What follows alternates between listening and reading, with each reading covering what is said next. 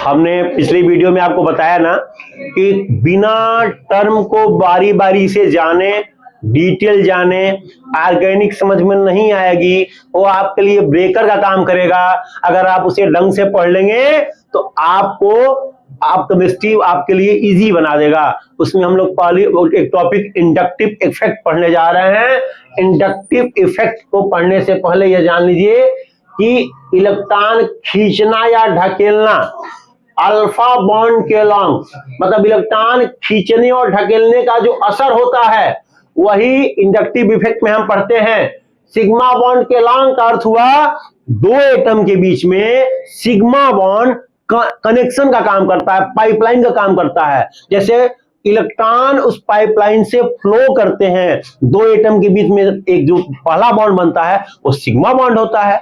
Double bond बनता है तो एक सिग्मा एक पाई, ट्रिपल बॉन्ड बनता है तो एक सिग्मा दो पाई। तो वो जो पाइपलाइन है उसमें इलेक्ट्रॉन फ्लो करता है। इसको आप समझिएगा इंडक्टिव इफेक्ट जो है टू टाइप्स का है। पहला माइनस आई इफेक्ट, याद रखिएगा माइनस आई इफेक्ट का मतलब हुआ इलेक्ट्रॉन विथड्रॉइंग ग्रुप, इलेक्ट्रॉन खींचने वाला ग्रुप, बिहेवियर है इसका इलेक्ट्रॉन खींचना।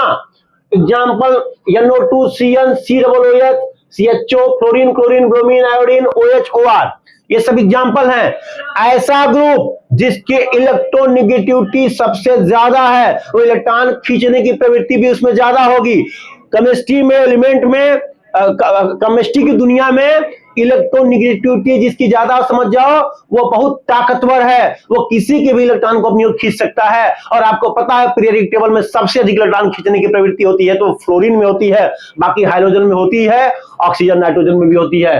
स्टैंडर्ड ऑर्डर देखें अगर माइनस आई इफेक्ट का तो माइनस आई का पहला NO2 है, फिर अब हम डिक्रीजिंग ऑर्डर में लिख रहे हैं, फिर NO2 है, फिर CN है, फिर COOH है, फिर हाइड्रोजन है, फिर OH है, फिर R है। जितना ज्यादा इलेक्ट्रोनेगेटिव उतना ज्यादा इलेक्ट्रॉन खींचने वाला, ये दिमाग में बैठा रहे। Plus I effect electron donating group, electron donating group मतलब बिहेवियर है इलेक्ट्रॉन को गेन करना है, गरीब है बेचारा। अब देखिए इसका एग्जांपल है CH3 methyl group, C2H5 ethyl group, R tertiary secondary primary CH3H, ये इसका एग्जाम्पल है। स्टैंडर्ड ऑर्डर में देखेंगे तो टर्सरी पहले आएगा, फिर एल्किल आएगा, फिर सेकेंडरी आएगा, फिर प्राइमरी आएगा, फिर मेथिल आएगा, फिर हाइड्रोजन आएगा।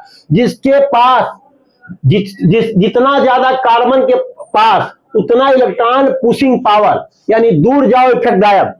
जो कार्बन के जितना पास होगा ना वो इफेक्ट उतना ज्यादा होगा। जैसे एग्जांपल के लिए, एग्जांपल तो इसमें नेम लिखे हैं, लेकिन जो ग्रुप है उसके बगल वाला कार्बन पे इफेक्ट सबसे ज्यादा होगा।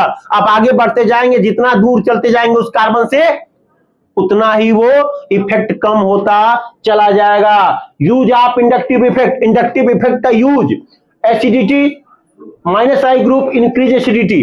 जो माइनस आई ग्रुप है वो एसिडिटी को, अम्लीयता को बढ़ाता है। बेसिसिटी, प्लस आई ग्रुप इंक्रीज बेसिसिटी। जो प्लस आई ग्रुप है वो क्षारीयता को भी क्या करता है, बढ़ाता है। कार्बोकैटायन स्टेबिलिटी, जो कार्बोकैटायन की स्टेबिलिटी है वो टर्सरी, फिर सेकेंडरी, फिर प्राइमरी, फिर मेथिल, ऐसे क्रमशः डिक्रीज होता रहता है। Reactivity prediction SN1 SN2 E1 E2 हम आगे पढ़ाएंगे आपको, तो इसके बारे में डिटेल बताएंगे। इंडक्टिव इफेक्ट रैपिडली डिक्रीज, जब ग्रुप दूर चला जाएगा। मैक्सिमम इफेक्ट एडजेसेंट एटम पर, एडजेसेंट एटम मतलब वो जब उसके नजदीक वाला हो, पड़ोसी हो, पास हो। जितना दूर जाएंगे इफेक्ट कम होगा, ये दिमाग में रखिएगा।